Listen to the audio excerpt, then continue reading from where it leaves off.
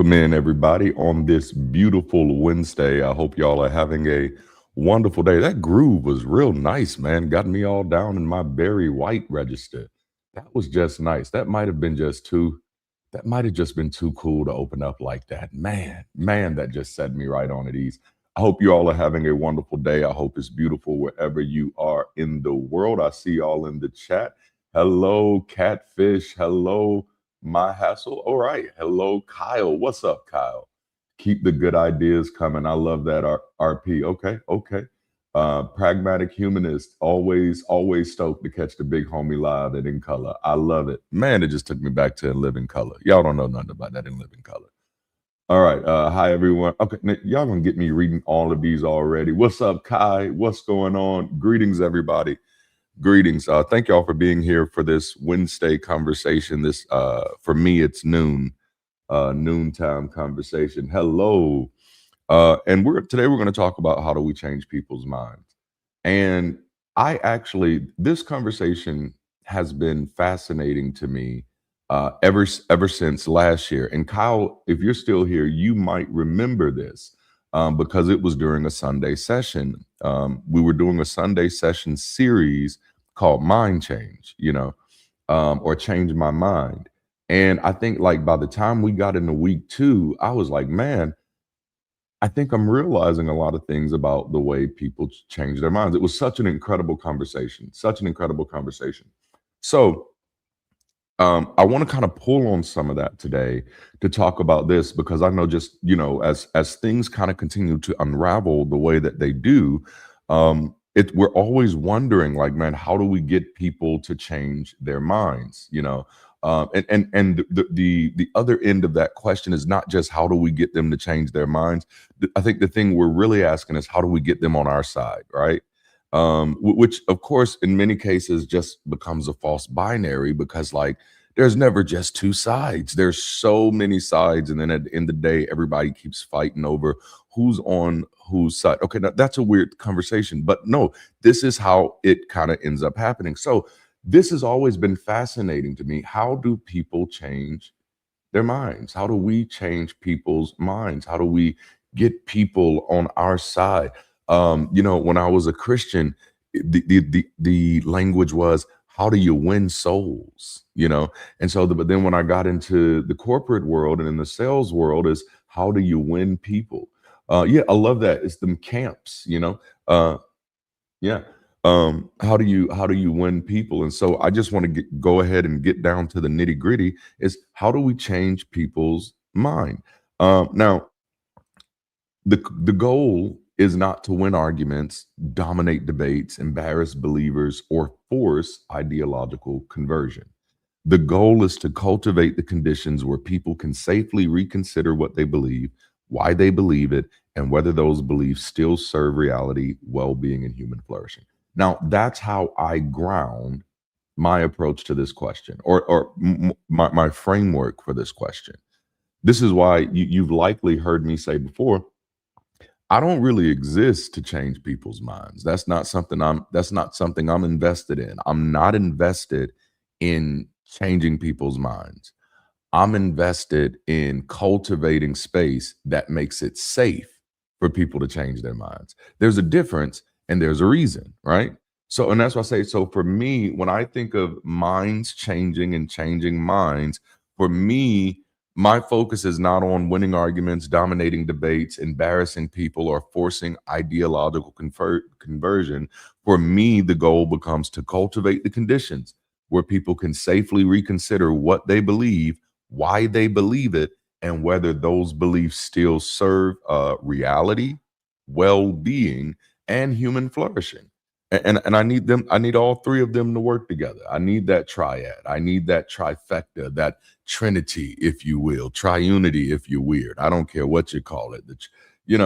I need it. So many of us think that changing minds is a battle. And so it's just like you bring the facts, you win the argument, right? If you find the contradiction, then you get to claim the victory. And somehow, after a person is being embarrassed, overwhelmed, corrected, or defeated, the other person is supposed to say, you know what? Thank you for publicly dismantling my worldview. I feel so much freer now. But that's not usually how people change, right? People do not normally change their minds because someone overpowered them. They change their minds when they become safe enough to tell the truth to themselves. And we're gonna spend some time talking about safety today, because this is where, to me, this is where mind change happens at. This is where mind change happens at. Cultivation, like plants, can be specific and require observation for what works. Yes, and if or other plants, with other plants, so to speak. Yes, man. Oh, this is going to be good. So today I want to challenge the whole phrase changing people's minds, because I don't think we do change people's minds. I think people change their own minds. And our responsibility is to cultivate the kind of space where that becomes possible. And so I'm going to very quickly just kind of hit the neuroscience of mind change. Now you say, why would you hit the neuroscience of mind change quickly? Because I am not a neuroscientist. So none of this is based off of my research, my observation. This is me reading and saying, oh, okay, yeah, this sounds about right. So this is my understanding. So I'm going to give you the highlights of the neuroscience, and then we're going to do a little deep dive. All right. So the neuroscience of changing minds, understanding how we change our mind requires a deep dive into the human brain, which is a complex organ always in flux. Neuroscience has revealed that several factors are key in the process of changing one's beliefs. Okay. The first one, which is one that I'm absolutely fascinated by, is neuroplasticity. And I'm sure most of you've heard the word by now, neural plasticity. I'm sure most of you have heard the word by now, but if you haven't, please feel free to, well, I mean, you don't need my permission, but still, please feel free to Google it and learn a little bit about plasticity, neural plasticity. So it's the brain's ability to change and adapt as a result of experience. Now, this can happen in two ways: at the synaptic level, where the connections between neurons become stronger or weaker, and through changes in the number of connections. Now, when we are exposed to new information or experiences, our brain literally rewires itself to accommodate this new data, which can lead to a change in beliefs. That's how neuroplasticity works. But then there's also emotional influence. Now, emotions play a significant role in shaping our beliefs. Neuroscientific studies suggest that emotional reactions to information can profoundly impact whether and how we change our minds. For example, if new information about a political issue is framed in a way that resonates emotionally, whether positively or negatively, it's more likely to alter our existing beliefs. So if you give me some information, political, religious, cultural. It can be about a new rapper. It could be about the new 3 Drake albums that just dropped. I think it was 3 of them. You give anybody some information, but you find a way to frame it where it resonates with them emotionally. It pulls on them, whether it's positive or negative, whether it's anger or joy, whether it's hate or love. If it pulls on that emotion, it is more likely to alter existing beliefs. Now, then there's also cognitive dissonance. Now, the psychological concept refers to the mental discomfort experienced when holding two or more contradictory beliefs, ideas, or values at the same time. And I'm going to talk a little bit more about how that works a little bit later on. So, hang around for that. So, neuroscience shows that this discomfort is not just an abstract feeling, but a tangible process in the brain that can lead us to change our attitudes in order to reduce the dissonance. Sometimes the dissonance just gets too great. The dissonance just gets too great. And then there's the role of the prefrontal cortex, the PFC. The prefrontal cortex, responsible for higher cognitive functionings such as decision making, plays a crucial role in belief change. It is involved in critically evaluating new information, overseeing emotional reactions, and making the ultimate decision to change a belief or stick to the old one. Okay. And the last one, and this is where we're going to kind of hit the road at. The last one, number 5, and you'll see why this is probably going to be my launching pad where I'm like, okay, yeah, this is why I got so much to say. The last one is social influence. Okay. It's social influence. All right. Our brains are incredibly sensitive to the beliefs and behaviors of others. Neuroscientific research indicates that social context and the opinions of people around us can influence neural processing, making us more likely to adapt prevailing opinions, especially if they are upheld by individuals or groups we trust or admire.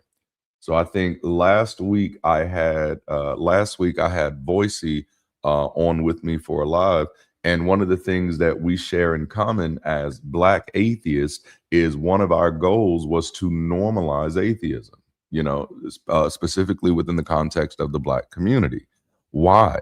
Because if there are people in the Black community that are trusted and admired and just so happen to be atheists, it makes it more receptive to the larger community, to the broader community. So a major part of mind change is social tolerance.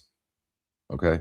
A major part of mind change is social tolerance. The more tolerant an idea, concept, or practice is socially, the more likely people are to entertain the idea, concept, or practice. I'm going to say that again.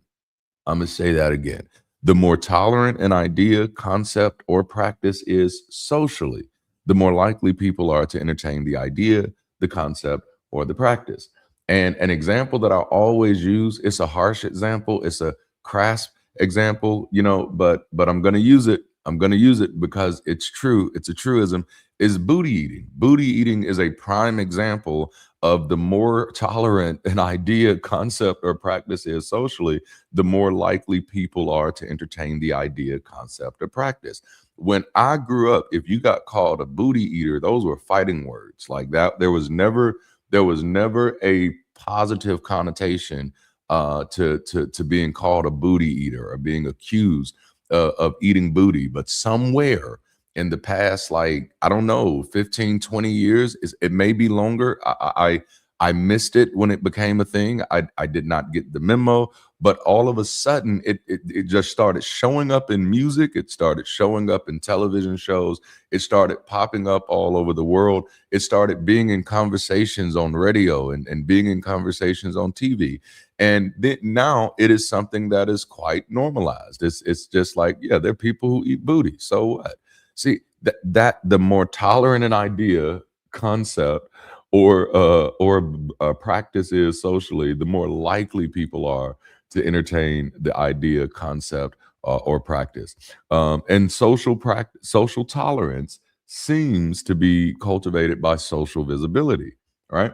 And so again, this going back to why I even started kind of making content in the first place, it was just about being visible as a Black atheist, being visible and being vocal as a Black atheist. And then I said, you know what, I might as well be visionary since I'm here. So just be visible, be vocal, and be visionary as a Black atheist, because if I expect the tolerance level of atheism to increase within the context of Black communities, then I also need to get the visibility of Black faces and Black voices up in the Black community, because social tolerance seems to be cultivated by social visibility, which means, and this is why, like, we do the work that we do with Bridge City, is because we recognize that we need to be purposefully visible as growing communities that are solving problems and enjoying life. And we're going to talk about why we're going to talk about why that's so important, why we need to be seen, because we're talking about how people change their minds. Trust me, this is why we need to be seen as solving problems and enjoying life. All right. So let me tell you how I kind of envision, how I visualize mind change. And I was actually working on, like, I got to get my time back, man. Because I was actually trying to build out a model, and I had started building out the model and had completely forgot about it until I went back to look at these notes from almost 2 years ago. And it was like, oh yeah, I did start building that model. And so now I got to dig through all my stuff and find it. But this is how I kind of visualize um, mind change working. I think that we change beliefs the same way that we form beliefs. Okay, and that's really because what we're talking about when we're talking about how do people change their minds or how do we change people's minds, you're talking about how to change their beliefs or how to get them to form new beliefs, right? And so I think we change beliefs, and it's just me. You ain't got to think what I think, but I think that we change beliefs the same way that we form beliefs. So I think we form beliefs because input comes in. That input comes in, and then we think about it. That's thought. And then if we think about it a lot, it becomes velocity and it's moving around. And so when it's moving around, it has, if there's enough other thoughts in there that connect with that thought, with that same thought, then they find relevance. And then because they find relevance and they're a little bit bigger so they can connect with more thoughts, they're probably occupying more brain, more space in your brain. So you're thinking about them more, giving them more velocity. So they're moving fast and they're finding more relevance with other data points as you're thinking about it and adding new input put in there. And then that becomes mass formation. Okay. Now that's just the way I visualize it. I might be overdoing it and underdoing it or just way outside the river, but so far it's working. It's working, right? And so, oh man. Oh, that's funny. That's funny. Are there okay? We can let those comments in, Jude.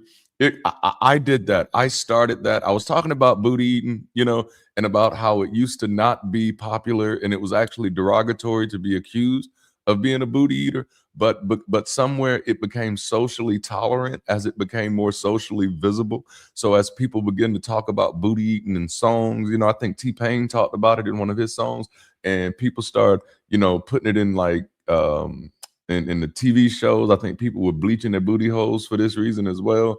I don't know how the bleach works, but y'all know I'm an old man now. Y'all found out I'm 40. I'm old. I'm old. But we were talking about how visibility often impacts tolerance. It's all about mind change. It's all about mind change. And so so I visualize belief formation happening through input, thought, velocity, relevance, and then that becomes mass formation. All right, and I'm gonna kind of break it down a little bit and help you see what I'm trying to think. Right, so let's start with input. So input is just information. It's sensory input. So when I say information, and I think, man, I think this is a I might geek out a little bit here. I might nerd out a little bit here, and just forgive me if I do. But I think we absolutely underestimate how much information we're overloaded with. Because so often when we think of information, we only think about information as the stuff that we are actively consuming. So when we think of information, and I used to do this little conversation with people about their nutrition, but it was about their information diet, right? Like what is that like? Because that impacts so much of your emotions. It impacts so much of how you respond, how you view the world. So but I think we underestimate just how much information that we are inundated by. Because information is not just the books you read or television shows you watch or the music you hear on purpose. It's also all of those things that you just hear passing by. But it's also it's it's we're going to break it down this way. It's the reception of various data points, and I want to explain what I mean by various. The human brain can process 11 million bits or points of information every second. Just pause and think about that for a minute. The human brain can process 11 million bits or points of information every second. But our conscious minds can only handle 40 to 50 bits of information a second. That's a huge, like it's a huge chasm. It's a gap, I'd say. It's quite a distance. It is, right? It's quite a difference. That's what that is. All right. So when you step outside in the morning, just within that first second, you're being hit with 11 million points of information. And you're like, how? Well, like just sight alone, there's sunlight, there's grass, there's trees, there's cars passing by, there's neighbors, there's all the variants of colors in the sky, there's all the variants of colors that the sun is causing, there's all the variants of colors of the various cars and the various trees and the various grasses. But even smell, there's the fresh air, there's the smell of cut grass, of neighbors grilling, there's the smell of rain coming, there's the sound of leaves rustling, traffic in the distance, dogs barking, birds signaling. There are 11 million bits of information that are like slamming you packed, and you're only getting about 40 to 50 of it, per second. But all of that is information. All of that is data. All of that is stuff that our brain is processing. And of course, we're working off of the 40 to the 50 at a given moment, right? But all of that is what our entire lived experience, is in that processing. And that's the foundation of everything that we think and feel and identify with.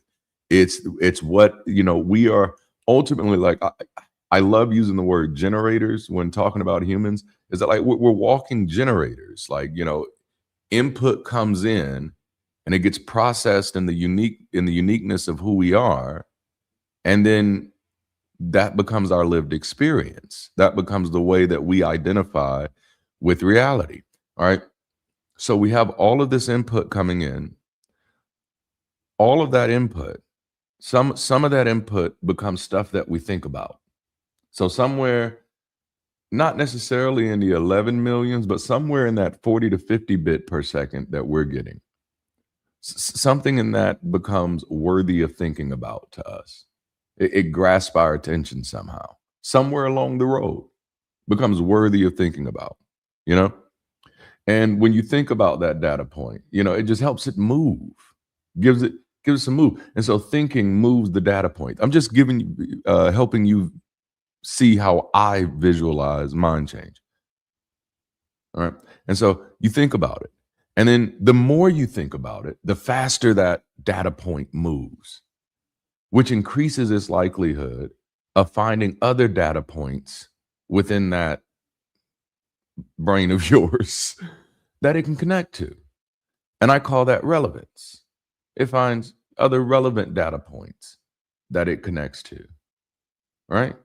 And then it begins to, now it's something you think about more because it's occupying more space, in your brain. You're thinking about it more, and it's connecting with more thoughts like it. And you're likely feeding yourself more data points that have high resonance or relevance with those areas that you already kind of been thinking about a lot. All right. So now you're in bias mode a little bit. I mean, it happens. It happens. This is how we do. All right. But so now you've increased the velocity, you've increased the relevance, and now it takes hold. All right. And I call that mass and gravity, where data formations increase in mass with the absorption of points and clusters, increasing its ability to find similarity with other points and clusters. Now, to me, that's how ideas form in our mind, or at least that's how I visualize it. I find it very helpful sometimes to help people who feel like they're not good at school, to give them that type of visualization. Because it's not school that you're struggling with, it's the information that you're struggling with. And in most cases, what you don't realize is your real struggle is an assumption. And the assumption is that I should know something that I haven't given myself enough information on, right? I haven't had enough information on this to where this information connects with anything else up in here. So I'm just at the beginning of the process. I'm struggling because that's how it looks in the beginning, But so anyway, so that's how I envision or visualize mind change kind of happening. Okay, yeah, an internal calibrator. And so now there are measurable contributions to that mind change situation, right? because as information is coming in, it's wrestling with each other. So we have two things that can happen. One of the things, which I think you're going to like this, is time decay. Okay. So the point of time between engagement of points or clusters and last engagement, that's time decay. The longer the time of disengagement, the greater the decay of the bond, leading to a belief and or a behavior change. All right. Now, when I was a believer, I could recognize this uh with saying my bedtime prayers and saying grace over my food, right? Uh there was a time decay to at one point, this was very important to me.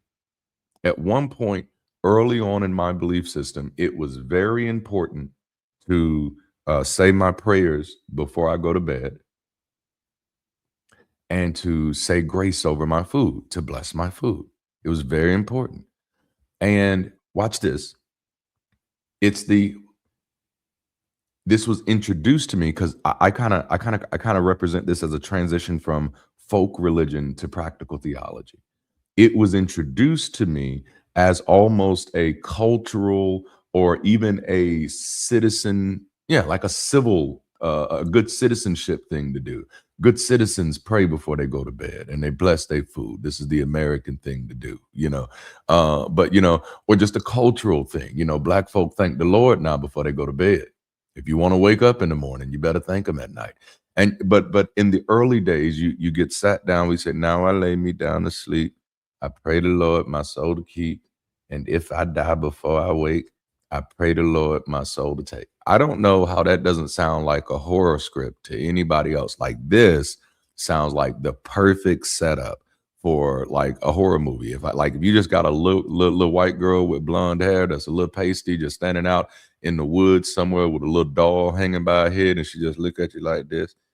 Now I lay me down to sleep. Like that's like, no, that's gonna be an incredible horror movie. But anyway, so you get kind of inculcated with that. That's the input, that's the you're thinking about it, that's the velocity, that's the resonance. You're in a culture that you see other people doing it on television, right? So you're getting more input that people got whole songs about, pray, DMX did a whole album about saying his bedtime prayers, so it really takes hold from a folk religion type of perspective. And so, yeah, when I actually got saved and became a believer for real, then I was like, I definitely got to say my prayers and I definitely got to bless my food because now I really believe this, right?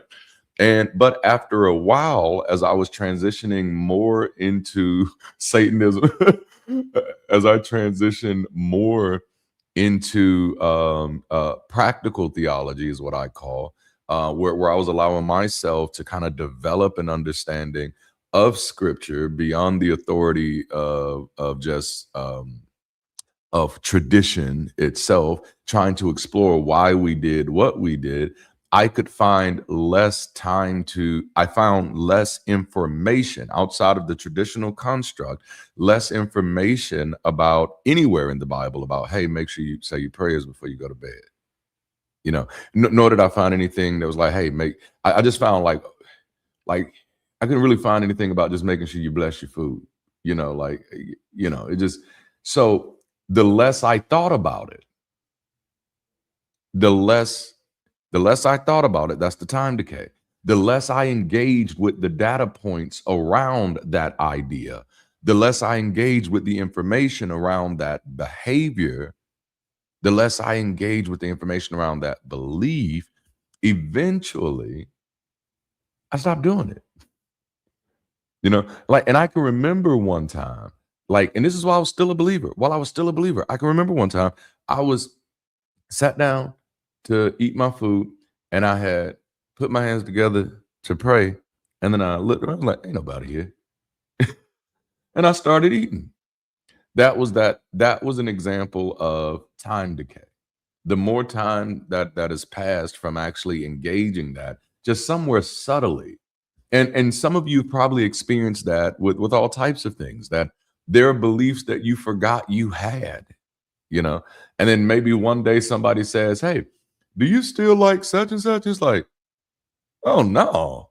I don't even remember that I ever liked that at all." That's time decay, you know. it wasn't even a decision that you necessarily made to say, "I no longer believe this." I've just been so disassociated from that area of information in my thinking that it no longer holds any type of place of priority in my mind anymore, and that's so important. That's so important. Sometimes the best way to make things safer for people to change their minds is we have to create room to get away from those things that keep feeding the bad ideas. Okay, the bad ideas. This is I have a script that I've been working on, and I've just been a little gun shy about whether or not I want to do it. But it's basically about, does debate culture do more harm than good? And it's specifically in the context of atheists versus believers, specifically in that context.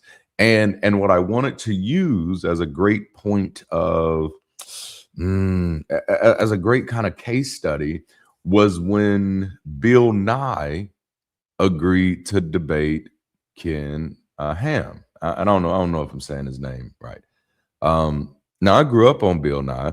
I never knew who Ken was before prior to that moment. But by that moment, I was already a believer and I was fully active. Now, again, I want you to watch something. I was a believer.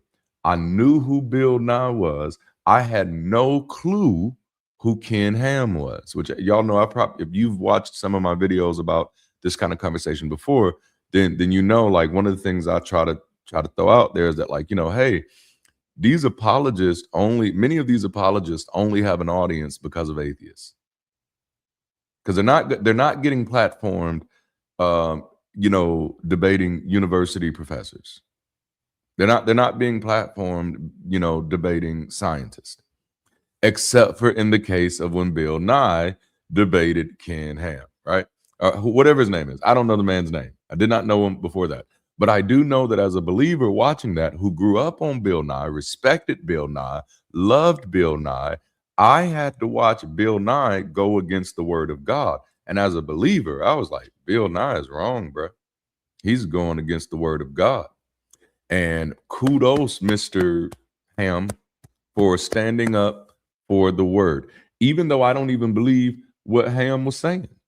Like, even then, like, I was like, yeah, I think some of what Ham is saying is a stretch, but Ham is defending the word of God. Why would Bill Nye be attacking the word of God? That's where I was as a believer. You know, you know. That's right. Ken Ham isn't taken too seriously within Christian circles. Like, no, like, many of the apologists don't actually exist within functional Christianity. And so now what happened is, because Bill Nye did this, and actually I've gone back to rewatch the debate. My family and I, when we took a trip to Orlando years ago, we all listened to the debate on the road trip. And Bill Nye did a fantastic job. But many people in the scientific community feared that it would do what it ended up doing. And that was, in a very real sense, legitimizing Ken Ham, because now he's been on the stage with a real scientist. So it was just like, now he gets this extra boost in his step. And according to Ken Ham, like, and I got to go back to my notes to verify this. I'm just free talking right now. But according to Ken Ham publicly, came out after that and was very grateful for Bill Nye, because he said he was floundering in his success before that moment. You know. hmm I think this is what allowed, if I got the right guy, I think this is what funded the Ark Encounter. His success from being platformed funded the Ark Encounter. And I can go deeper there. But so now, to me, yeah, that was a valid concern. And honestly, I think Bill Nye had 100% good intentions. And the thing is, you don't know things until you know things. We have to avoid the slippery slope type of thinking, right? But you don't know it. And Bill, he really wanted to go on the record for like, nah, we need to let science lay down the gauntlet. And the thing that I always tell people, I'm like, but that's kind of the problem. Science has already done that, and we're treating it like it hasn't. Like, and to me, like that's the thing that I've kind of called out. Like, if we wouldn't seriously debate somebody who believed that Tony Stark did die for our sins, then I don't think we should be debating anybody else who believes anything like that. You know? And if we're going to be debating someone who thinks they have a better view of how the universe came into existence and how we came into existence, I think it should be people who actually have credentials, lab experience, and peer-reviewed research, not just people who believe in ghosts. Now that's just me. But the bigger issue there for me, like, or not the bigger issue, or the more potent issue for what we're talking about today, is the time decay factor. Because by far and large, many people are not thinking about this shit, y'all. I'm sorry. They're not.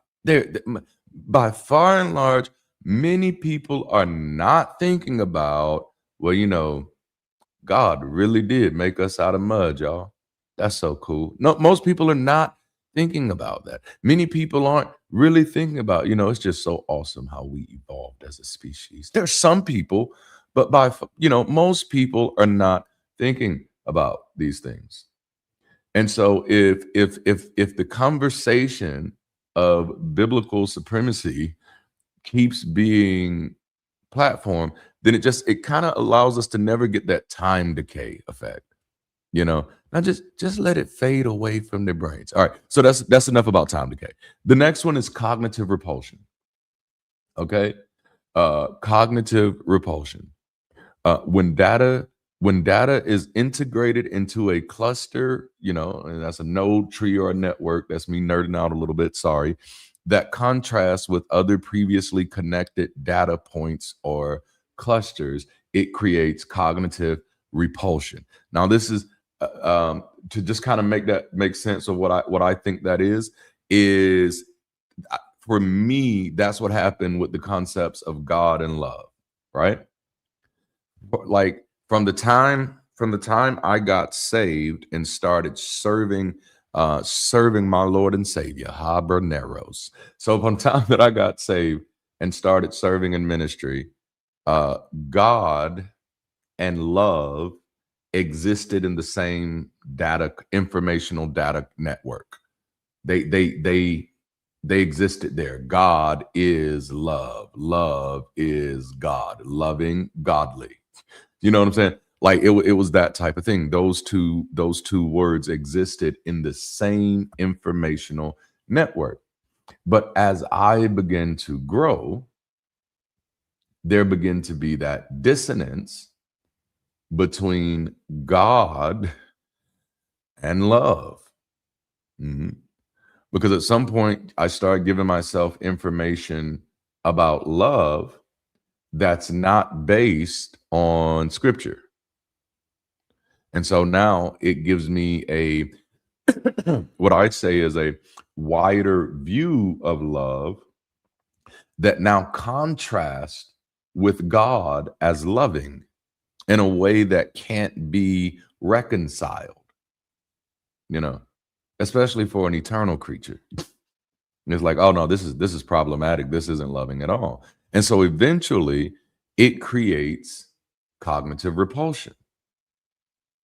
Same thing with God and truth. In the beginning, for me, God is true, true is God, you know.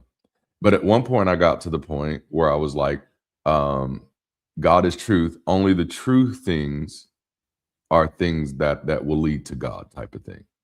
But then the more I committed to truth, the more it became, well, like, whoa, well, when you're looking at God, there's just so many untrue things there. And then if you say, well, yes, that's because the word is imperfect and all of that stuff. And, because it comes down through man's hands, and so, and it's like, well, why would an eternal God then, like a God who's here all the time, why would he just need a book to be written one time if he here all the time? I'm here all weekend. I'm telling you. No, no, no. And so eventually it creates that God and truth cannot be reconciled. And or God, at least, and just to be very clear here, to be very specific, this Christocentric view of God that I have, this Western Christocentric view, this Western Christocentric baptized in blackness view of God that I have is not is not reconcilable. Like, it doesn't work with my increasing understanding of love and my increasing understanding of truth. And so now eventually that dissonance becomes so great that it creates that cognitive repulsion where I have to reject one of the other. One of them is getting kicked out. And for me, it was God. I'd hold on to the truth. I'd hold on to love and just have to recognize that God was the inconsistent variable, that God was the problematic one there for me. Okay, that's just my story, and I'm sticking to it. I'm sticking to it. So, all right. So I'm kind of sharing all this stuff to highlight that a changed mind is not conquered territory. A changed mind is reorganized trust.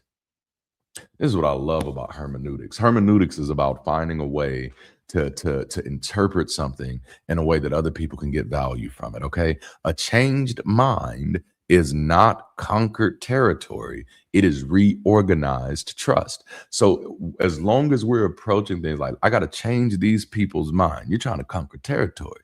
And that's not how the mind works. It is not territory to be conquered. If it was, we would have by now. Like, we haven't even cracked the code on the mind yet. We know a lot, but not enough. you know? So when a changed mind is reorganized trust, it is reorganized trust. People change when something shifts in the relationship between information, emotion, identity, confidence, community, and safety. Ideas and beliefs are not isolated statements.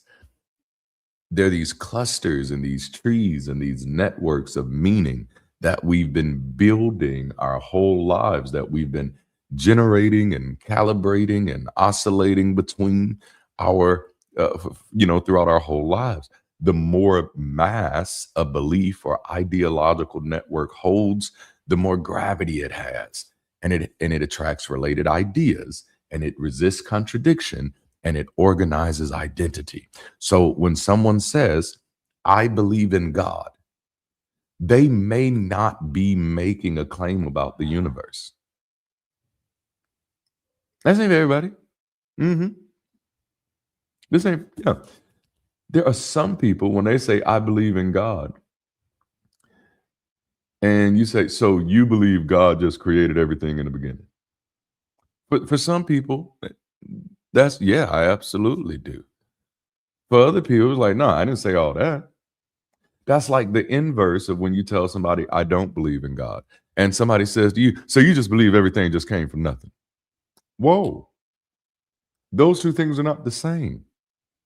So there are some times when people say, I believe in God, and what they're really saying is, oh, this is how I understand my childhood. No, this is how I honor my family. This is what I use to explain pain. This is how I avoid nihilism. See, I don't use it. Yeah. Some people, they don't use it to ask, to answer the question. You know what I'm saying? Like, for everybody, God is not an answer to the questions. For some people, God is the avoidance. It's the ability to avoid. It's the right to avoid the question. Our ways are not his ways. Come on now. Yeah. So for some people, when they say, I believe in God, they don't mean it in an apologetic sense.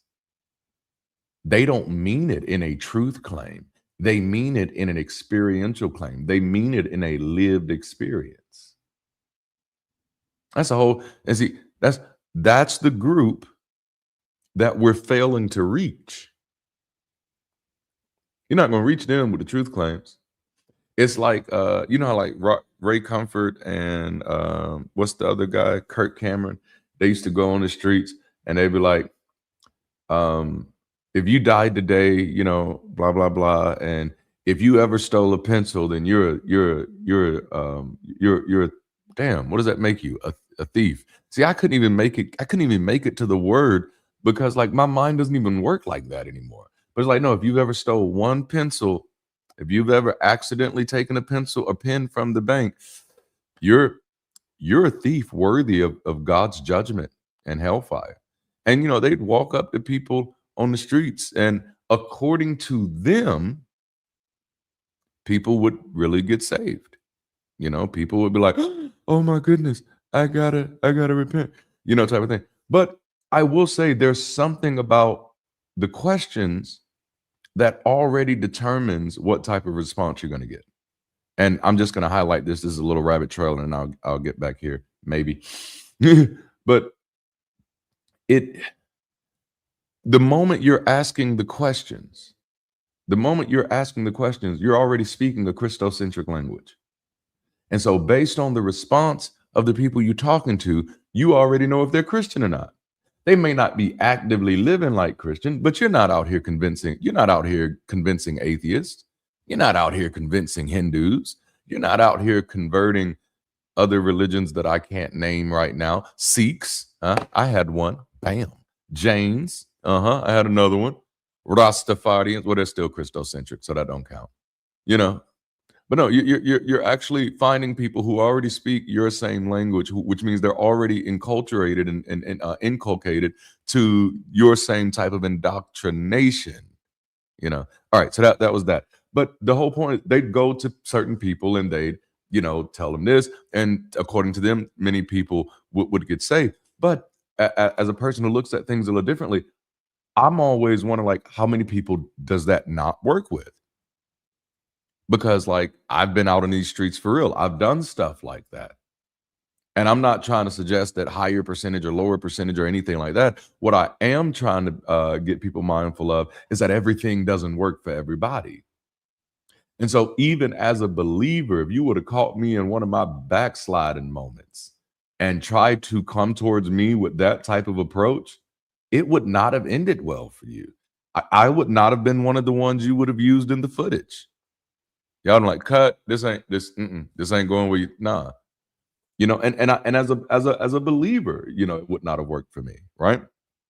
And it's because like my relationship with that information network was not based on that legalistic approach.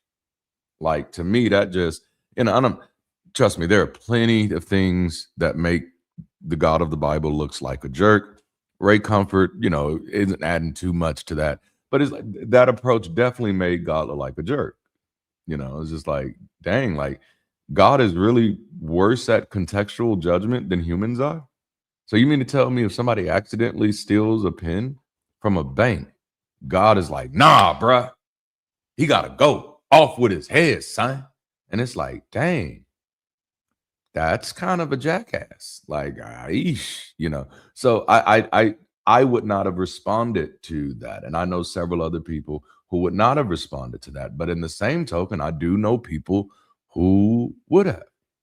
But the problem is with the people who would have, they'd also respond to the tarot card readers that way as well.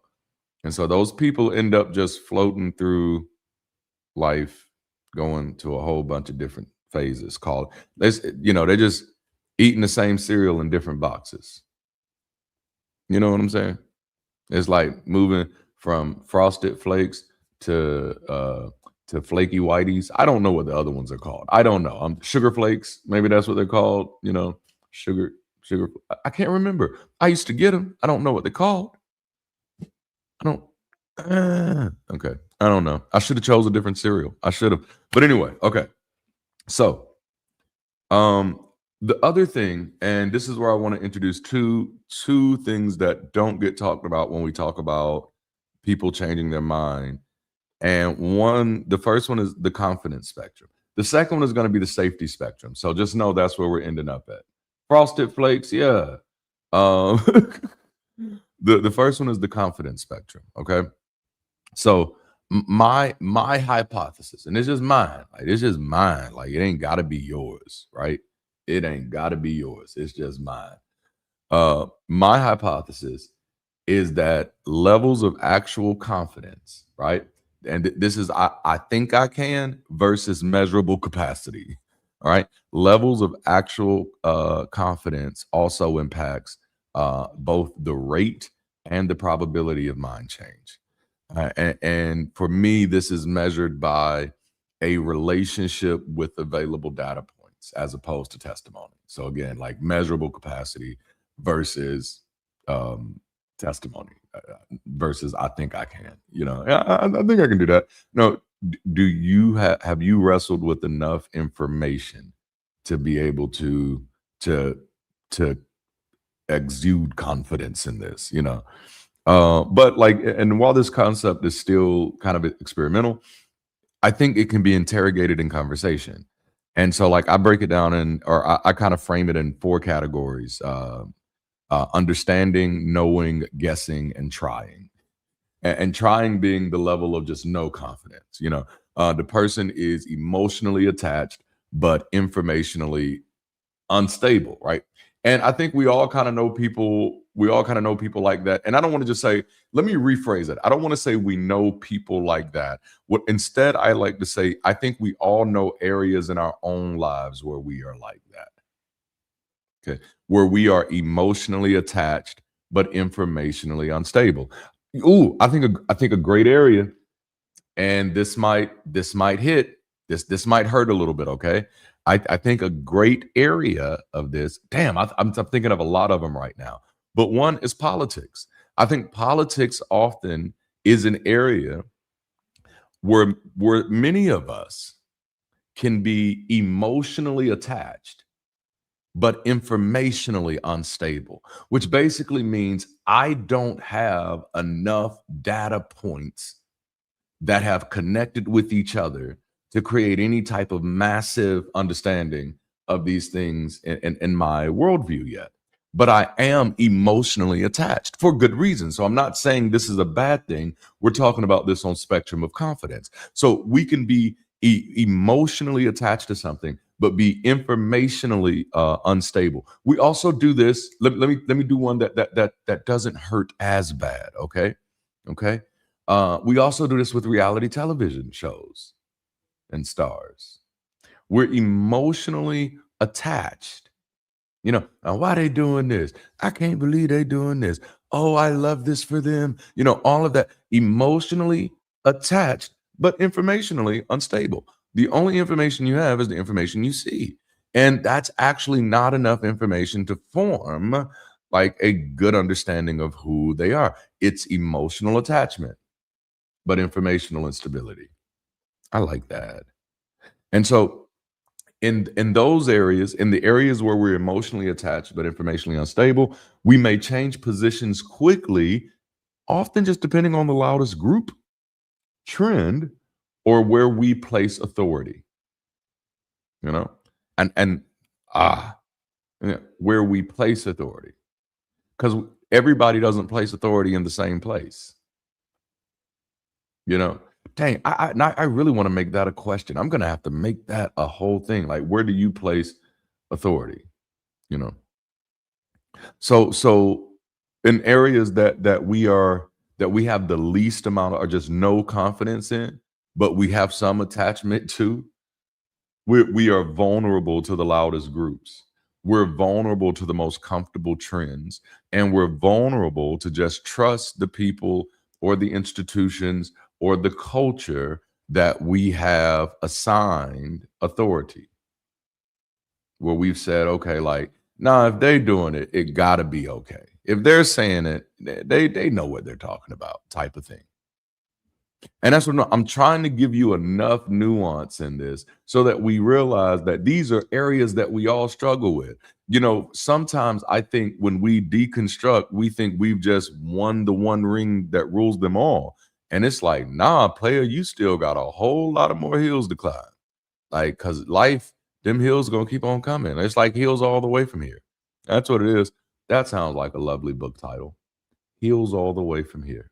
And I feel like that can mean so many things. It can be like a hills have eyes type of thing, you know, but it could also be. I couldn't think of any other thing with hill in it for like it's all horror movies there. House on Haunted Hill, like it's dang it. I was, hills. I can't even remember what it was now. I'll watch the replay. Okay, so that's the no confidence area. But then there's the area on the spectrum of shallow confidence. And so the person has a belief that feels right, but has not been deeply, it kicked all the way in. A person has a belief that feels right, but they have not deeply tested it, And again, these are things that we all like. I'm not trying to say negative, bad. I'm trying to hopefully see if we can all see ourselves in the mirror. It's time to make a change. I don't learn the words to songs. I'm gonna feel real good. Gonna make a difference. I'm gonna. Okay, so the point is, like, I'm hoping that we can all kind of see ourselves in the mirror here. You know, uh, when we're kind of no, we all have areas that we have shallow confidence. And how do you know that? Because don't none of us have like omni confidence. Like, go ahead and sit your play fake breaking omni confident self down. No one that I know of, and absolutes are dangerous. I get it, but I'm pretty damn confident here that no one is omni confident. Like anybody, like, and I guess that's a part of my deconversion, and I might have a bias, you know what I'm saying? Like, but like that was I believed that it was possible for people to be omni confident. Like, no, I believe that as a believer, that like, yeah, you can get to a place in your faith where you have an unction from the Holy One and you know all things. I believed that. And then like the freedom for me was like, no, ain't nobody omni confident. You can only be confident in the areas that you've done the work or built the nodes to have confidence in. So it's not a shame thing. Somebody come up to you, explain to me how the universe got here. Whoa. I've not built any node networks up there because that's not the type of books I read, player. Go ask somebody who's actually interested in that conversation. You don't have to feel bad about not having answers to questions that you didn't ask. You know, I hope this is good. So there are areas that we all have shallow confidence in. So things that feel right, but we've not deeply tested it. And I think many of the things we attach ourselves to are kind of in that area. It feels right, It's intuitive. I think that's about right, We're just not deeply tested. And so like if you're in a conversation with somebody and you realize they have shallow confidence, like the best goal there is to help them connect the dots, you know? And then there's knowing, and that's emerging confidence. And this is actually where people get the most defensive. To me, is what I say. This is actually where people get the most defensive. They know enough to feel certain, but not enough to feel humble.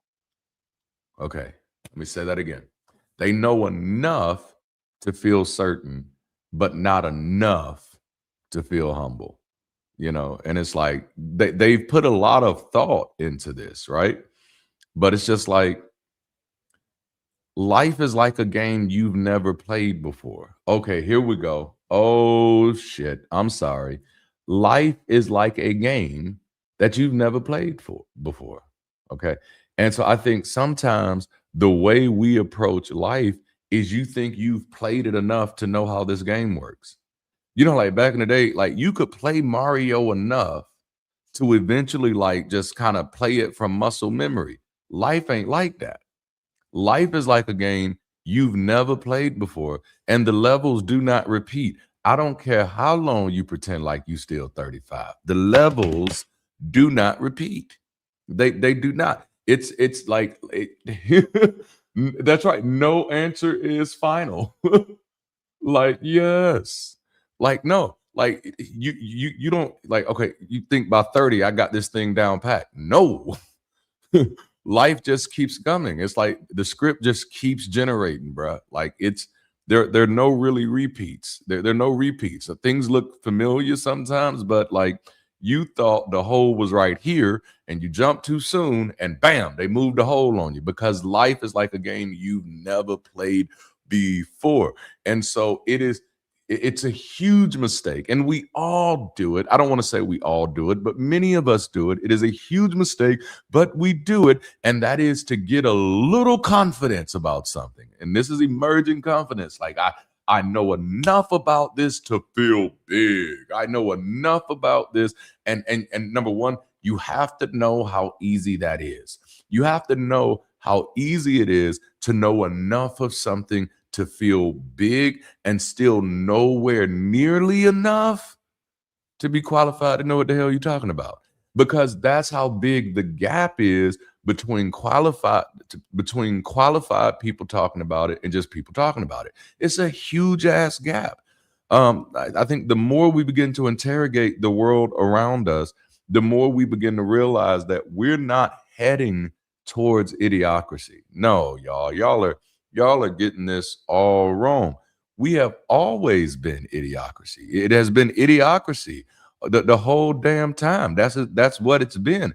We just now have cameras and social media to put this shit on full display.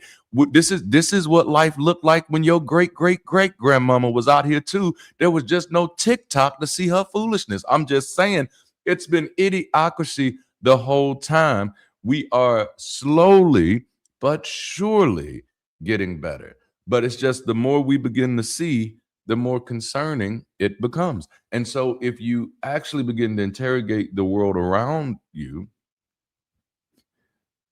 it gets really scary real quick about how little people know while knowing so much. Now, this was something that actually concerned me just when I was in middle school and high school. And this is something like me and my friends, we used to talk about. I'm like, bruh, how you know all of these sports stats? You got them memorized. And I mean, you know them good. And you don't just know them. You know what I'm saying? You can point to the history of them, remember the games, and yet you are flunking in school. Where is the disconnect? You're demonstrating that you have the capacity, you know, but in most cases, it was living under this myth that learning is just supposed to feel like natural. You're supposed to feel natural. You either good at it or you not. And it's like, no, learning just feels more natural when it's about things that you're already interested in. But the beautiful thing about being a human is that you can program your interest. Oh, y'all ain't ready for that conversation. Okay, let's go. Let's go. All right. So that's emerging confidence where you know enough to feel certain, but not enough to feel humble. Not a it's like you it's like it's that moment where you've read a few books. Now you feel like you know just a little bit less than the people who've been working in the field for like 50 years. You're like, I can kind of hang with them after reading a few books. Like, no, you would have some type of confidence there, but just not enough to recognize the flaws in what you're presenting, you know? All right. And then there's what I like to call the difference between knowing and understanding, and this is reflective confidence. This person has enough information to know that complexity exists. And complexity, to me, like complexity is always like the bane of certainty. Like I can, if I wanted to just be that guy, I could likely destroy most people's certainty about anything just because complexity. Just complexity. How, Darante? Complexity. There's always another variable you didn't consider. There's always another way, another thing you didn't look at, you know? Just complexity. Um, this person has enough information to know complexity exists, and they're more open because they're no longer threatened by nuance. So in areas that we have reflective confidence at, and I like this because I think when you get to reflective confidence, it's no longer about your identity. Your identity is not the information anymore. And see, like, ooh, and that's why emergent confidence is so things that we have emergent confidence. That's why it's so we get so defensive with those because that's where our ego lives. No, this is attached to ego. This is attached to my identity. I did this. I'm a big boy. You know, I put my big boy pants on. It's there. It's like, yeah, I did this. By the time you get to the place of reflective confidence, where you know enough to understand complexity, where you know enough about the information to be humble, it kind of humbles you. Be humble. Sit down. It's no longer connected to your identity. The information exists in its own sphere as a part of information that you want to be accurate. Your identity is now not the information. Your identity is being the observer. Your identity is the observation, you know? Oh man. All right. And then of course, mastery, which is earned confidence. And that earned confidence is this you have a large network of processed information. In this sense, a person like this is they will be open to correction, but resistant to bandwagon pressure. Like they're not going to change their mind just because a lot of people changing their minds. Not if you have earned confidence.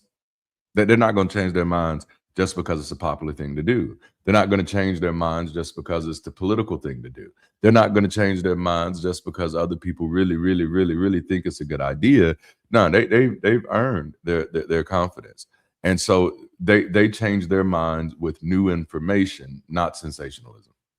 No, there are certain things. There's certain. I don't claim mastery in a lot of areas. But there are certain things that, like, nah, I know what I'm talking about when I talk about here. So if you're gonna come to me, hey, you gotta give me some new information, you know, some new information. All right, so I want to add in as a side note before we hit our safety spectrum, and then we'll get out of here, is uh street epistemology. Okay. I love the idea of street epistemology. I'm gonna be honest, I didn't know much about it. And when I say didn't know, they're like as a believer, I obviously wasn't looking for stuff like that. But after seeing a few of the videos, I'm like, I probably would have engaged in more conversations like that. Um, and I'll tell you why. And then one of the people on our core team, who I'm also going to be having on the channel in a few weeks from now, like he loves epistemological conversations and has them often with his students. He's an instructor at Mississippi State University, and so street epistemology. If you're looking for a way to, because I don't think you can change somebody's mind, but I think you can help them change their own mind. Okay. You can make it safe for them to do so without them feeling like they're weak, without them feeling like, oh, I'm stupid. Okay. So street epistemology is useful because it doesn't begin with, here's why you're wrong. No, street epistemology doesn't begin why, this is why you're stupid. No. Street epistemology begins with curiosity. So it asks questions like, what do you believe? How confident are you? What led you to that confidence? What method did you use to reach that conclusion? Would that same method reliably lead someone else to truth? And what would lower or raise your confidence? I love those types of questions. None of those questions are an attack. None of those questions are forcing the person to necessarily unravel their identity, yet it's getting them close though, you know? So what do you believe? How confident are you about in that belief? Okay. What led you to that confidence? And what method did you use to reach that conclusion? And would that same method reliably lead someone else to truth? And what would lower or raise your confidence? So instead of attacking the belief, you explore the method of belief formation.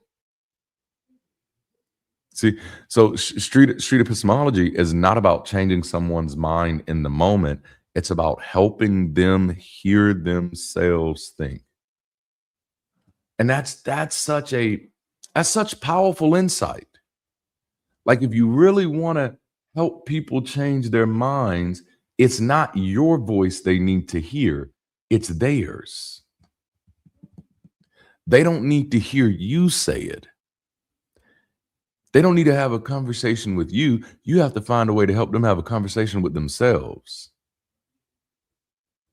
You know? Come on now. So now let's talk about the safety spectrum. People change their minds. And this is what I think. People change their minds on a spectrum of safety. But by safety, I don't just mean whether the conversation feels nice, respectful, or non-threatening. I mean whether the idea itself feels safe enough to approach. Some ideas, especially when you're a believer, like I want you to think about it for a moment. For those of you who used to be believers, I know all of you may not have been believers, but for those of you who used to be believers in whatever faith background you come from, what were ideas that you now hold that back then you would have deemed as unsafe?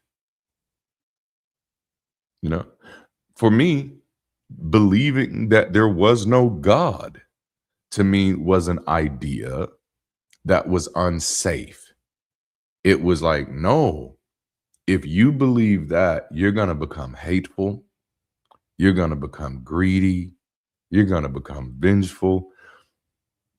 And it was like, wow, that's a really bad way to look at yourself, you know. But like, no, that was an idea that was unsafe. So in many cases, it was a conversation that, watch this, it wasn't just a conversation that I wouldn't have entertained. It was an idea that I wouldn't have entertained. It was a thought that I wouldn't have entertained. You know, because that whole idea was unsafe. No, that's mm-mm.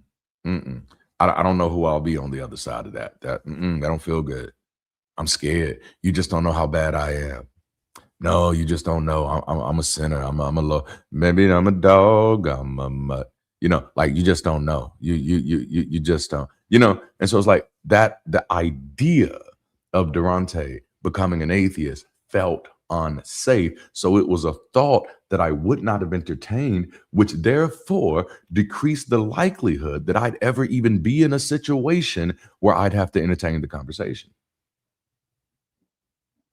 You know, like it wasn't happening because the idea itself wasn't safe.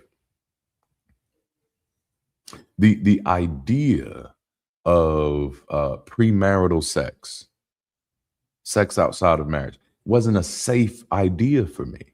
It carried all of this baggage about single mothers. That's the imagery and poverty, you know, and deadbeat dads, and then men in prison. Because I don't know what pregnancy has to do with prison, but you know, all of this imagery is there.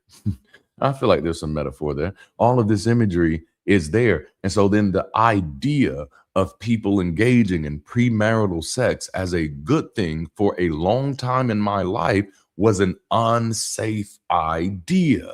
And I think that's some of the pushback that you're experiencing, even with some people in the atheist movement who seem to be more, I guess, conservative than some people would have thought that they were going to be, which I often say, like, how do you think anything about anybody just knowing one thing about them? That's just jumping the loop. But some of that pushback that they're starting to see is that for some people, there are some ideas that still feel unsafe.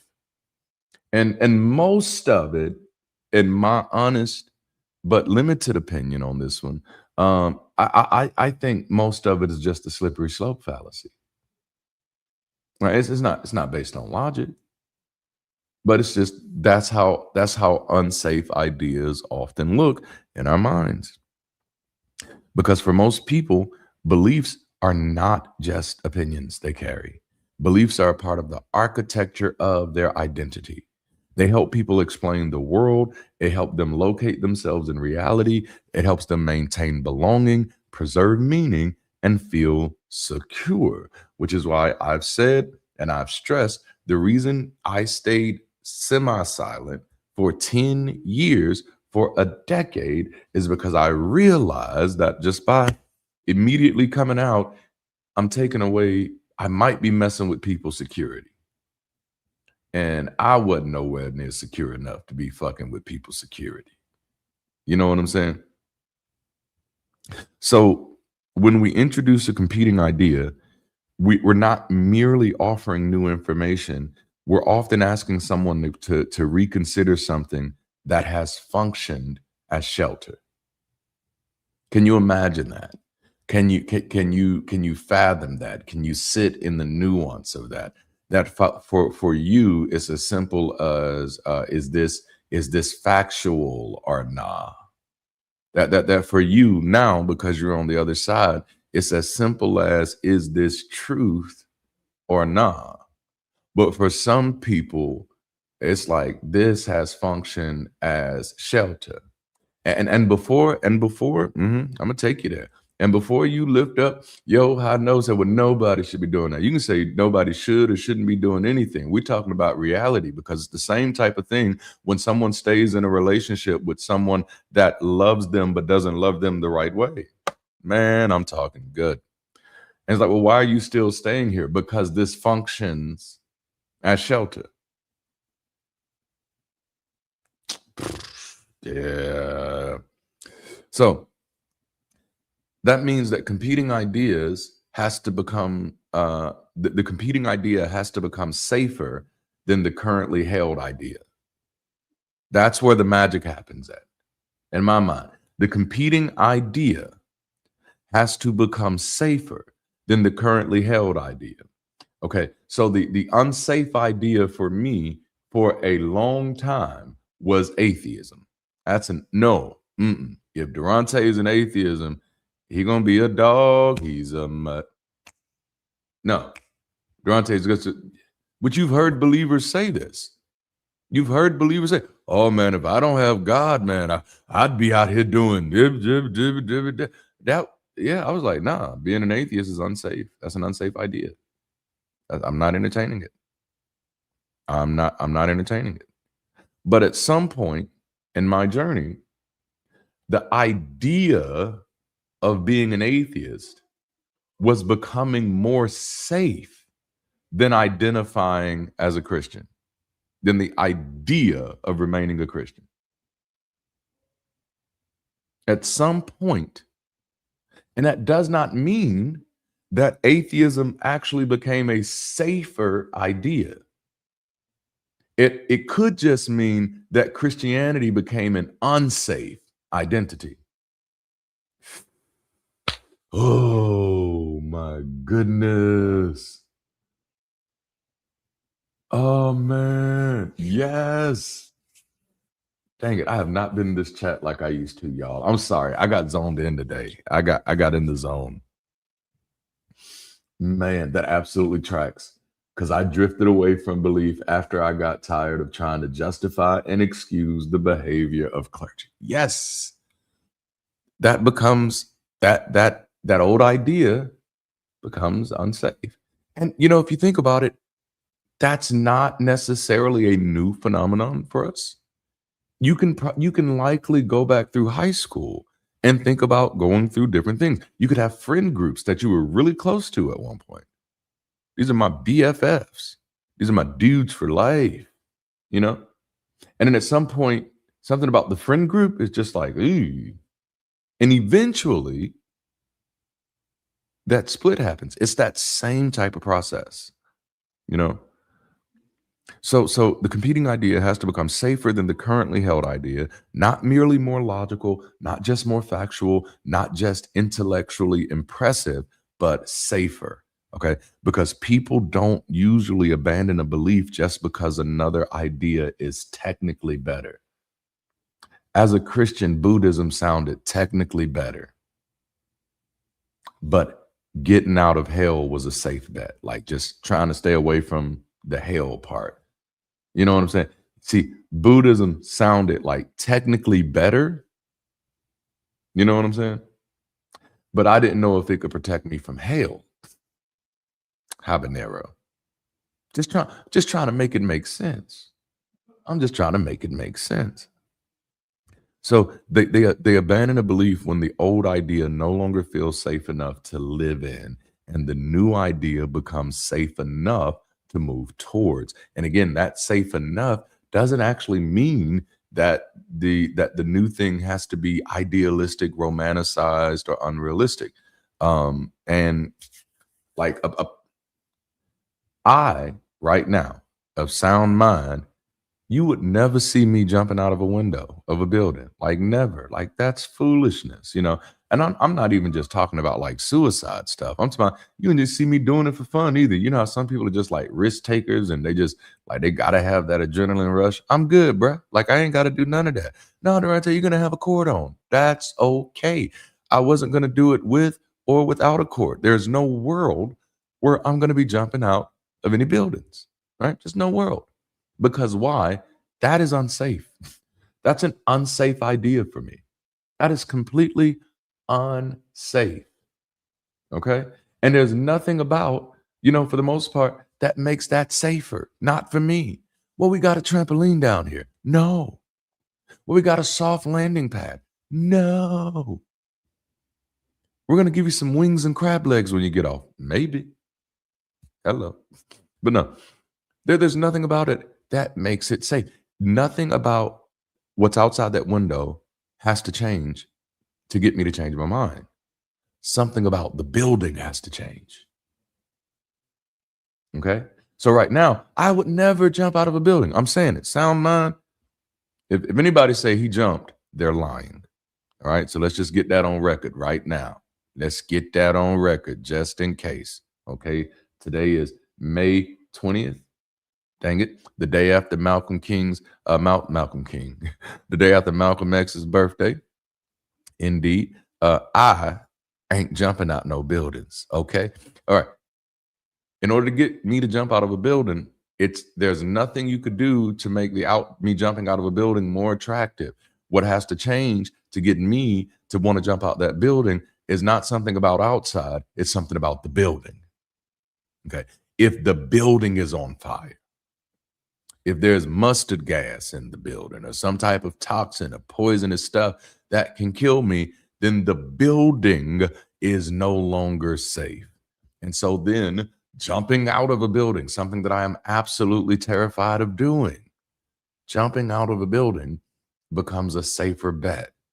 And in many cases at that moment with the adrenaline, I'm almost thinking at the right height, that's with or without the little safety blanket down there. It's like I don't wanna burn alive, like, that's not something I wanna do. So I'd likely just risk splat at that moment. I think splat would be quicker than well, I guess it depends on how high the heat is. This is getting a little morbid, isn't it? Let's come back. I'm sorry for taking y'all that deep. Yes, if Trump is in the building, like, that's a good reason to jump out. Oh, man. So a person and the thing is, like, a person may stay in a burning building if they don't yet know the building is burning. So, from their perspective, the building is safe and the window is danger. But once experience or information convinces them that the building is on fire, the safety calculation changes. For some of us, that's feeling the heat of the cognitive dissonance or of that cognitive repulsion. And that's letting us know this place isn't as safe as I thought it was. And for me, like, and I've talked about this in my early videos, is because I realized, like, oh, y'all are all kids. Now, I'm not saying all believers are kids. I'm saying all of the believers that I've known. And it's like calling them kids is offensive to kids. It's bad. Like I don't think there's anything I can call them that would be accurate that wouldn't be politically incorrect or offensive, because that's how bad it is, you know. And I'm like, ooh, pseudo intelligence is this is scary. This is scary. That's what made the church world and Christianity unsafe for me, was realizing how many people were just making shit up as they went, just making it up as they went. And I began to realize that, oh my goodness, like, we are literally platforming stupidity and calling it genius. This is terrifying, and yet it answers so much. And so at that moment, I realized, like it has been rumored about Dr. King, that I was in a burning building. Whew, y'all wasn't ready for that. Like for my history buffs out there who get nuance and political poetry, those are just bars. Let's just call that what it was, right? Let me pop my collar without pulling my earpieces out. Those were bars, okay? Those were bars. But this is often how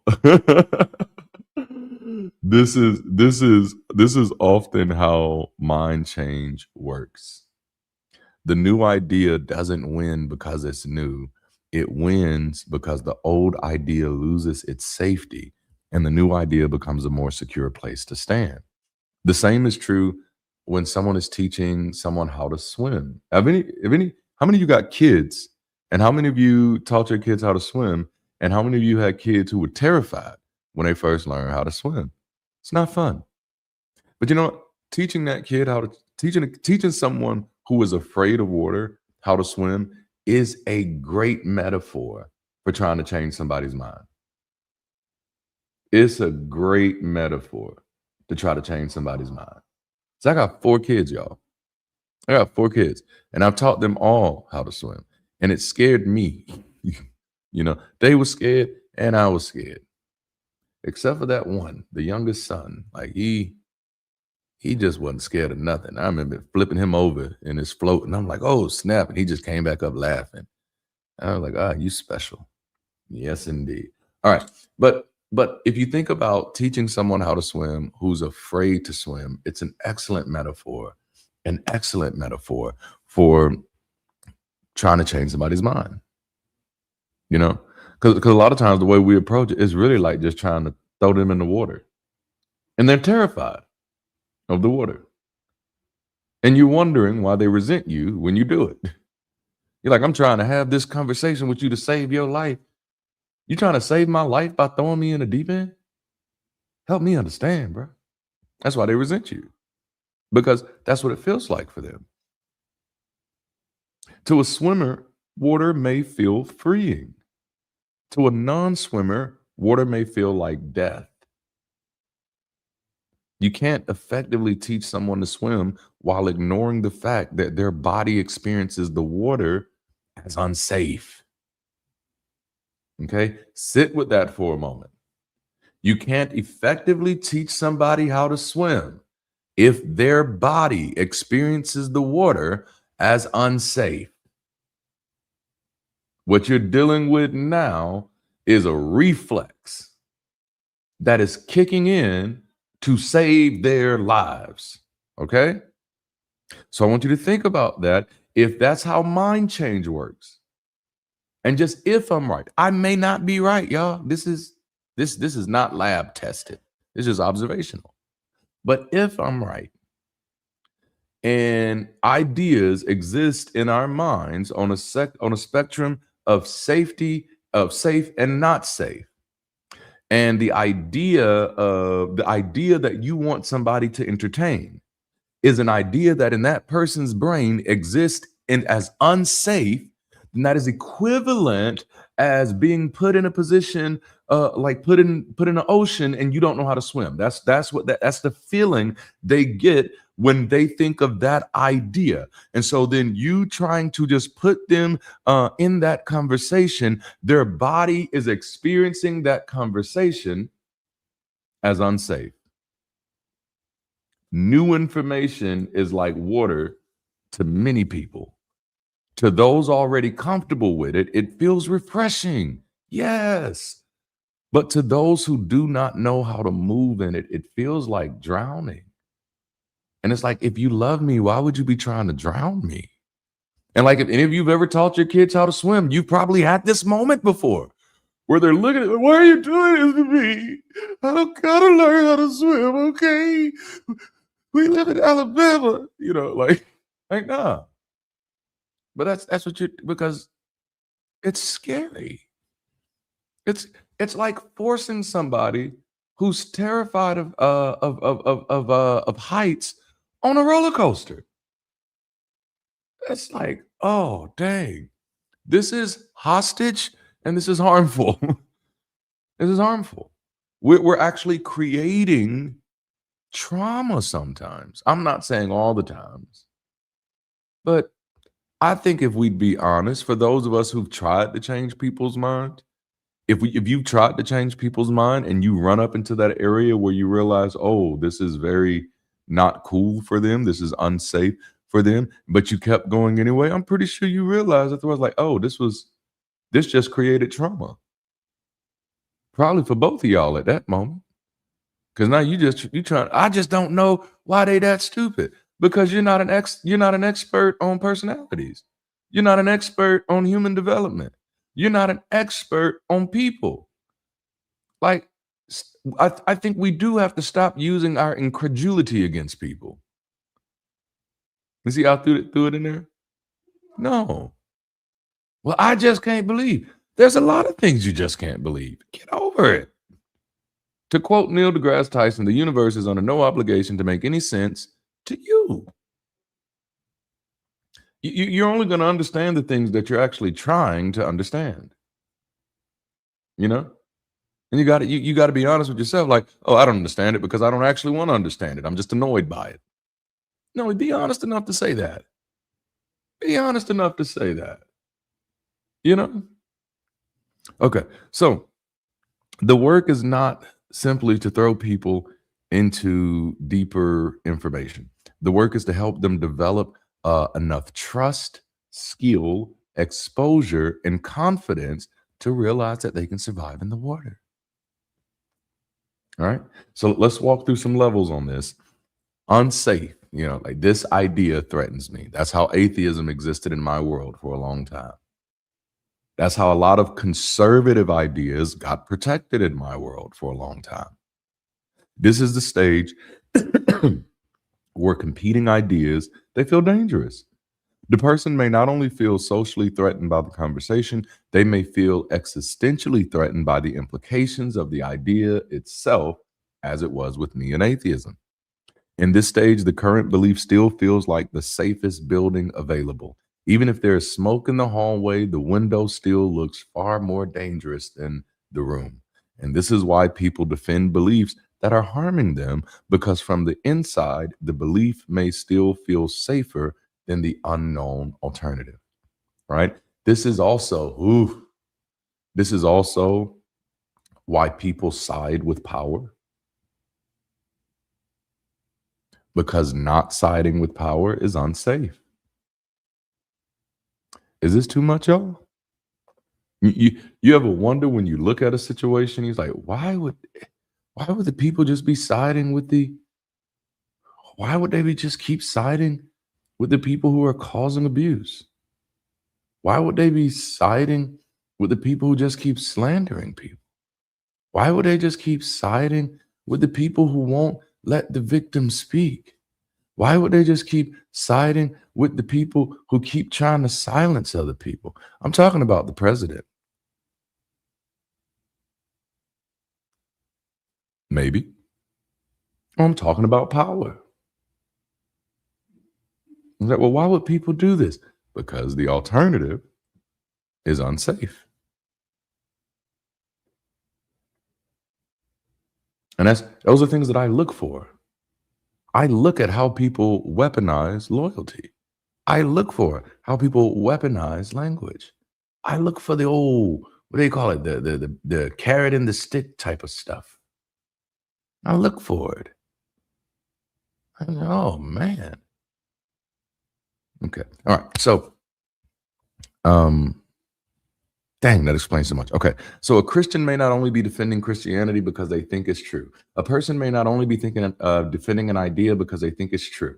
A person may not only be running with a story because they think it's true. They may be defending it because unbelief feels like moral chaos, family rejection, eternal danger, social isolation, or the collapse of meaning. Which is, if I don't stick with the official story, if I don't go with the official doctrine, if I don't stay on the right side of the fence, then the other side of that is chaos for me, especially in a context where people are letting you know that that's exactly what it's going to be. It's going to be chaos. You're going to be rejected. You're going to be isolated.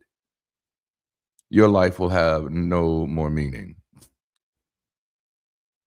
This is the language that often gets used to categorize other ideas as unsafe. Okay. I believe, okay, let's go. Disrupted safety. Disrupted safety is the old idea no longer feels completely secure.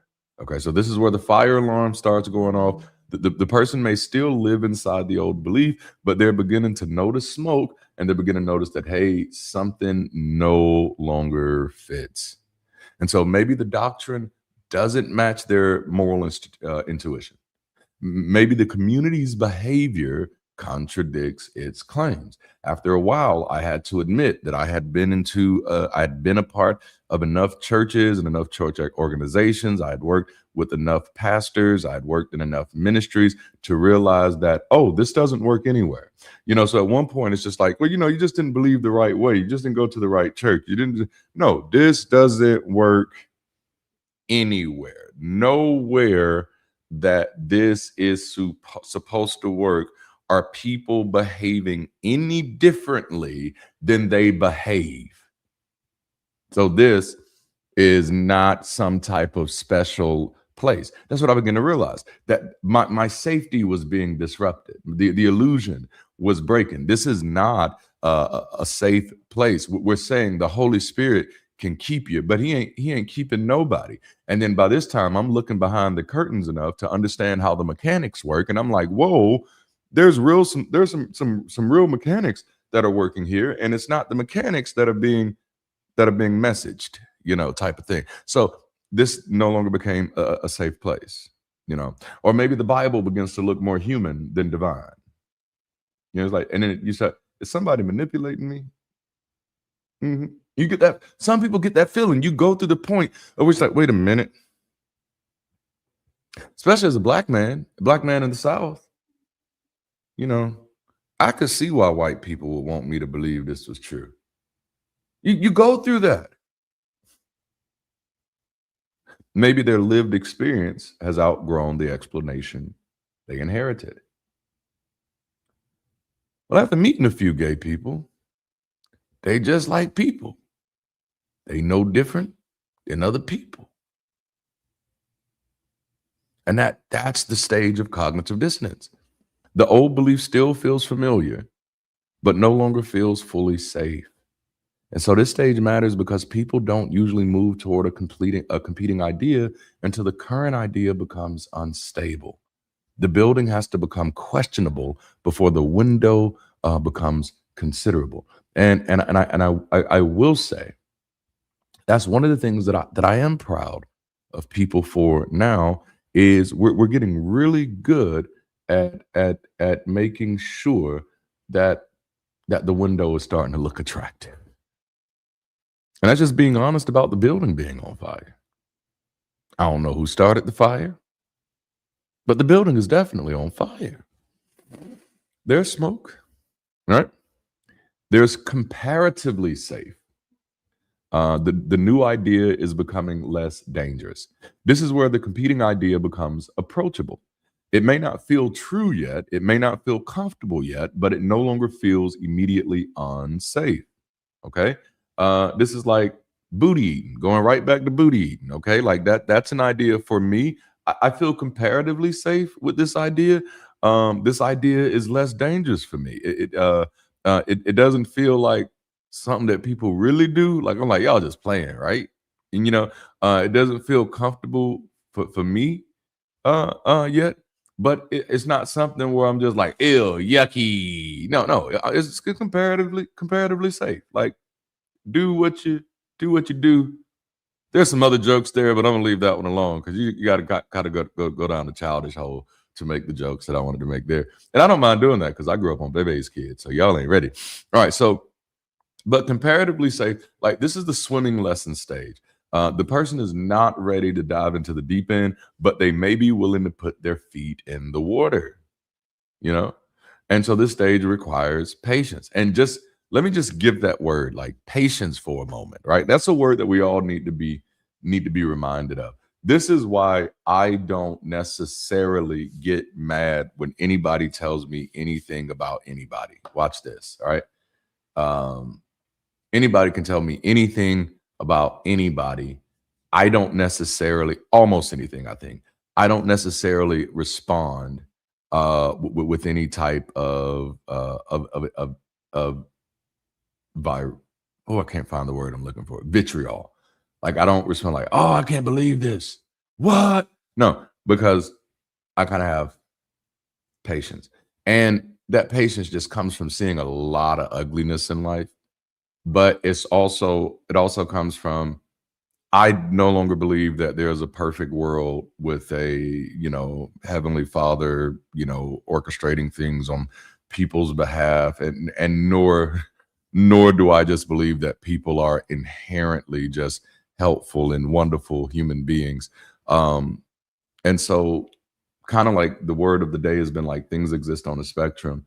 I think all humans are on the spectrum. That felt like such a good joke. I think everybody out here is on the spectrum. But no, I think humans are on a spectrum of growth. Everybody's at different stages. And so I don't respond with that type of shock because I have no I have no logical reason to believe that anybody else's lived experience would bring them to all of my conclusions. I'm hoping they get there, at least some of the important ones.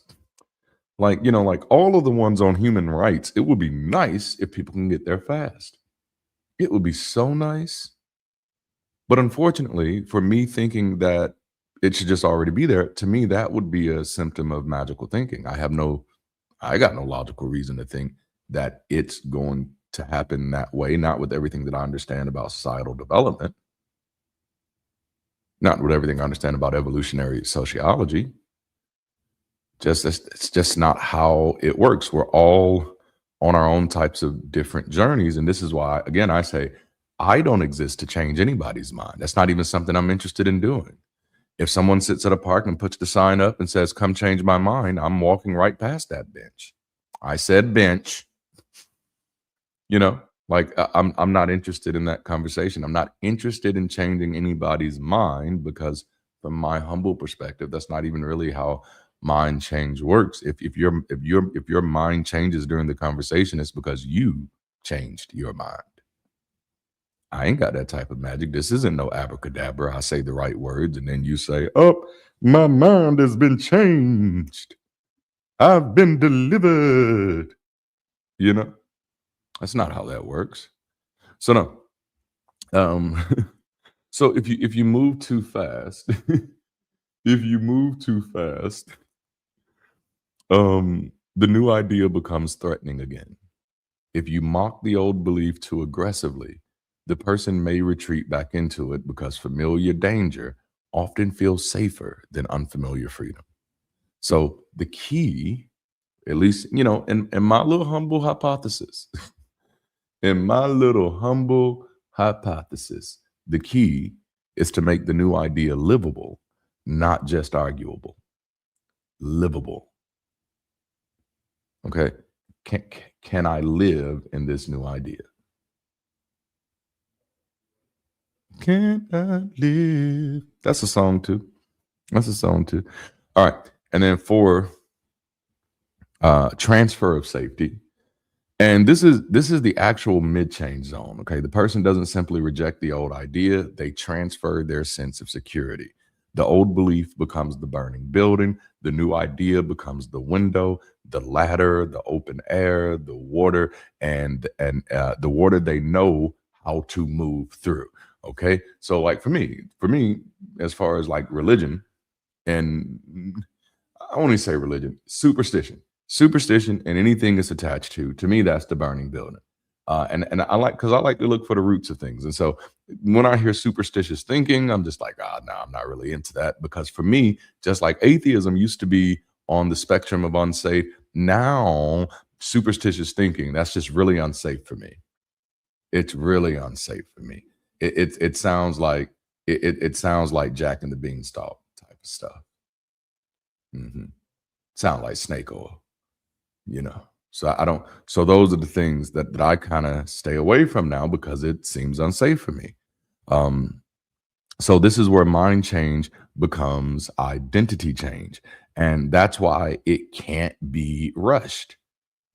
And I think that's the thing that we missed. You're not just asking someone to change their mind, you are asking them to change their identity in many cases. You know, like if you're asking somebody to change their mind about where they want to eat at, that's a different thing. But when you're asking someone to change or when you're wanting for someone to change their minds about beliefs that they hold personally, sincerely, and dearly, you are not then just asking them to change their mind. You are not just asking them to be considerate. You are asking them to change their identity. And I'm not saying that's an unfair ask. I'm saying it's a big ask. It might be such a big ask that it needs to be only asked by qualified professionals. Hmm. Okay. When s- when someone changes their mind about a belief that held their worldview together, they may also have to change their relationships, their language, their habits, their community, their morality, and even their imagination of the future. They are not just changing answers, they are changing shelter, you know? And then finally, there's reconstructive safety that says, I can live here now. This is where the person no longer feels safe, not only feels safe. This is where the person no longer only feels safe questioning the old belief. They feel safe building beyond it. So it's not just that, whew, I'm safe. I got out of that building. And let me just spend the rest of my life talking about how bad that building is. You know, that transfer of safety, maybe we spend some time there. But when you get into reconstructive safety, it's now more about building things that are safe for me now. Okay. I got to build beyond that now. And this is huge for deconstruction because many people are not only afraid of being wrong, they are afraid of being homeless, intellectually homeless, socially homeless, morally homeless. For some, not maybe not for you, but for some, spiritually homeless. Where do I even go to even ask spiritual questions? Some people aren't ready to just let go overnight. And so they go from having all of these creative and kooky conversations with people to now just nothing. So Bridge City's role, and you know I'm gonna talk about Bridge City. Bridge City's role is not merely to tell people that the building is on fire. Bridge City's role is to help people find, build, and become part of safer structures. Okay. No, you're gonna jump out of the building when you're ready. When you're ready, you're gonna jump. There's a lot of us out here coaching, cheering you on, but then after that, you're gonna need somewhere to go. And so that means community matters, visibility matters, practices matters, language matters, belonging, joy, service, shared rituals matters. All of that is the work of reconstruction. Because if the only thing we offer people is critique, we may convince them the building is unsafe without helping them believe they can survive outside of it. And just to give you a picture of what that might look like for them, they're standing on the ledge of the building. You have effectively convinced them that the building is on fire. They've heard your critique and they're like, you are right. The building is on fire. And you down there 20 stories beyond them. And they're like, what do I do now? And you're like, you gotta jump. And yet you've done nothing to put anything down there to catch them when they fall. So, like, while I would likely risk the splat. I choose the splat over the melting type of thing. Um, you know, some people, like, they're not going to get over that fear. And again, that brings us right back to the safety. We have to be concerned with the safety of people. Imagine that, right?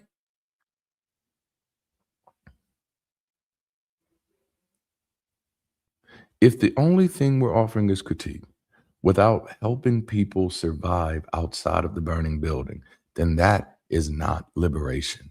It's abandonment. So the work is deeper than changing minds.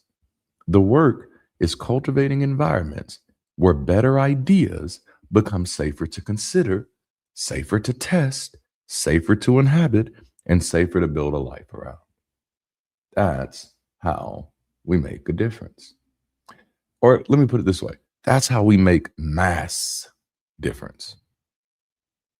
There's a great way to be in a room of 300 people and impact maybe 5 people by the end of the conversation. I don't find that to be as effective. So what we need is something that allows people to change their minds at mass rates. Not just about one thing, but about everything. Because it's not just one question that we need help solving right now. It's not just one problematic area. I was having a conversation in the comments of a comment section of my YouTube videos, which I don't do a lot, but I do have some people who've been with me like since day one. And so when they comment, I do try to have conversation with them. And it was me. I don't want to say the person's name, but we were talking back and forth just a little bit about how the person says, well, spirituality has just done so much to mislead people and to scam people out of their monies, and nothing else has. And I was like, oh, nothing else? And he specifically said, like gumbo has never done that. And so I responded, I was like, I dare you to Google the gumbo scam. And then of course he was amazed, like, oh snap. The gumbo has been used to scam people before. And I'm like, yeah. Because I mean, anybody who's thinking that religion and spirituality is just the one thing that's ruining humanity really doesn't have a really good view of the situation. It's never been just religion and spirituality where scams live. Many financial scams have nothing to do with religion, have nothing to do with spirituality. Many health and wellness scams have nothing to do with religion, have nothing to do with spirituality. Snake oil, from where we get the phrase snake oil salesman, it has nothing to do with religion. No, scams are an us problem. It's not a topical issue. It's not something if we just stop being religious, we'd stop being so scammy. Okay. Well, if we just stop using words like, man, if you want to identify all the words that have ever been used to scam people, you're going to have a long way to go, starting with insurance. Ba-doom. Y'all didn't see that one coming, did you? I'm too pretty. All right. Oh, man. So that's why I say I'm not here to change anybody's mind. I'm more interested in creating spaces that makes it easier for people to change their own minds. Um, and I think that's where the work needs to be invested. I also think that's one of the reasons. Mm, also think that's one of the reasons why a decent percentage of people can either become atheist or confirm their atheism or become non-believers or become humanist and or confirm their humanism during their college years, because that is an environment that makes it safer in most cases to change your mind. You know? Like, I kissed a girl and I like that. Makes it safer to change your mind. All right, I didn't mean to put that twist on it, but I thought it was funny and I couldn't resist, and that's how my neurospicy rolls. Thank y'all for hanging out with me today. I think, look, I did this right at 2 hours. I didn't think we'd get through 2 hours, but I appreciate you for showing up today. I hope I've said something that's given you something to chew on, something to learn, something to grow with, something to build on. Again, my goal is never for you to take anything that I say to be as paramount or as to be as conclusive for your life. My goal is to share my experiences and my thoughts and my ideas as a way to spark new conversation in you, new ideas in you, and ultimately new opportunities and communities for the world that we share. And so again, thank you for being here with me today. I appreciate you. Until next time, keep rising, and I'm out of here.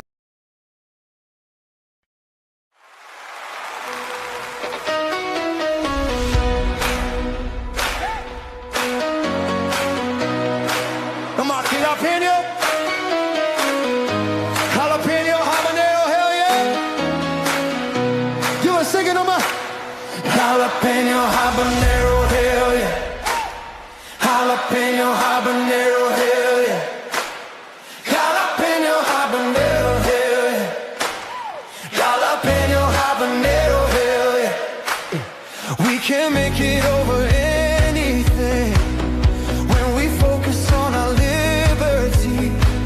It doesn't matter where we used to be. We're waking up and now we're breaking free. Jalapeno habanero, hell yeah. Jalapeno habanero, hell yeah. Jalapeno habanero, hell yeah. Jalapeno habanero, hell yeah.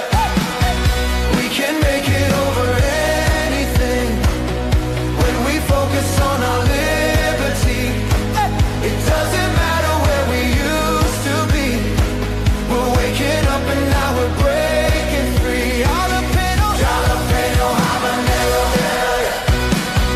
Jalapeno habanero, hell yeah. Jalapeno habanero, hell yeah. Jalapeno habanero, hell yeah. We are rising into victory, celebrating our humanity. It doesn't matter where we used to be. We're waking up and now we're breaking free. Jalapeno habanero, hell yeah. Jalapeno habanero, hell yeah.